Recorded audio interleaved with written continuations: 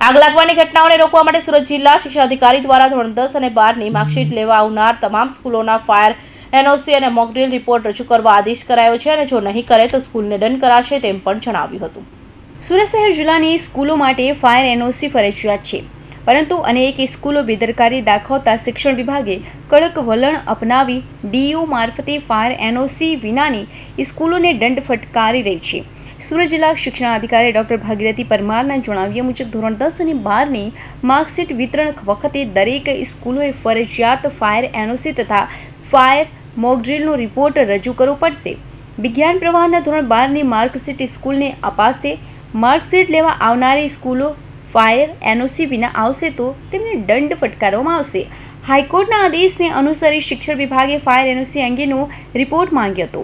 ત્યારબાદ સુરત જિલ્લા શિક્ષણાધિકારી દ્વારા સીધી તપાસ શરૂ કરી છે। ડીઓના જણાવ્યા મુજબ સુરક્ષા વિના વિદ્યાર્થીઓને જોખમમાં મૂકવું હવે બંધ કરવું પડશે। એનઓસી વિનાની સ્કૂલો સામે કડક કાર્યવાહી કરાશે। 68 સ્કૂલોમાં બેદરકારી દેખાતા દંડ લદાયો। તાજેતરની તપાસમાં બહાર આવ્યું કે સુરત શહેરની 24 અને ગ્રામ્યની 44 સ્કૂલોની પાસે ફાયર એનઓસી ન હતું, જે તમામ સ્કૂલોને ₹10,000નો દંડ ફટકારવામાં આવ્યો છે। હવે આવા કોઈ નવા કેસ ન બને તે માટે તબક્કાવાર ઝુંબેશ હાથ ધરવામાં આવી છે। સુરત જિલ્લાની અંદર આવેલી 254 જેટલી શાળાઓને આજરોજ વિજ્ઞાન પ્રવાહની માર્કશીટનું વિતરણ કરવામાં આવ્યું છે। ગુજરાત માધ્યમિક અને ઉચ્ચતર માધ્યમિક શિક્ષણ બોર્ડ દ્વારા ગઈકાલે માર્કશીટ આપવામાં આવી। આજે તમામ શાળાઓને માર્કશીટનું વિતરણ કરવામાં આવશે।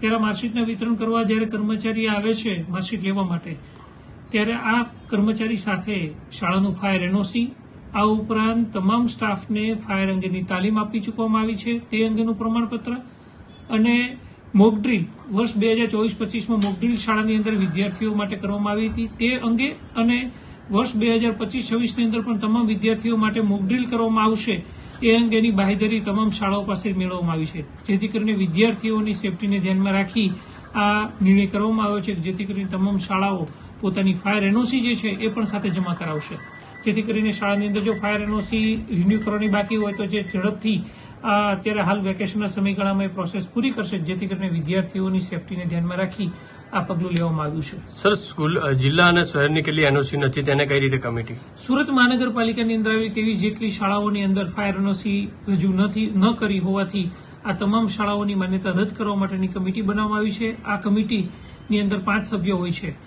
એક શિક્ષણ નિરીક્ષક વર્ગ 2ના અધિકારી, એક મદદની શિક્ષણ નિરીક્ષક કચેરીના, એક શિક્ષણવિદ હોય છે, એક કોર્પોરેટર હોય છે અને એક પત્રકાર હોય છે। આ 5 સભ્યોની કમિટી બની અને એની શાળાની ચકાસણી કરે છે અને શાળાની અંદર જો સુવિધા નિયમ અનુસારની ન હોય તો શાળાની માન્યતા રદ કરવા માટેની ભલામણ કરશે તો એ અમે ગાંધીનગર નિયામકશ્રીને મોકલી આપીશું, જેથી કરીને શાળાની માન્યતા રદ કરવામાં આવે। પરંતુ આ તમામ કાર્યવાહી જે છે એ શાળાઓને તાકીદ કરીને કહેવામાં આવ્યું છે કે આ છેલ્લો મોકો આપવામાં આવે છે, જો ફાયર એનઓસી રજૂ નહીં કરે તો શાળાની માન્યતા રદ કરવામાં આવશે।